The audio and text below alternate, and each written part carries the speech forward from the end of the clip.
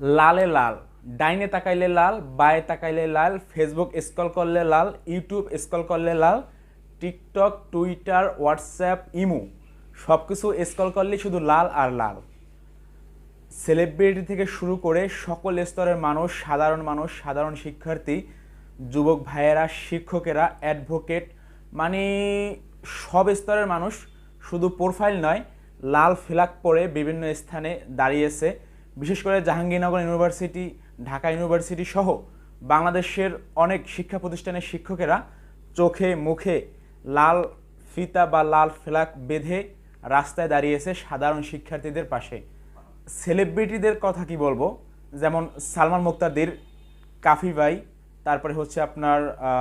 তাশরিফ খান, এবং খেলোয়াড় হচ্ছে আপনার আশরাফুল, আরও এভাবে নাম জানা অজানা অসংখ্য সেলিব্রিটিরা বা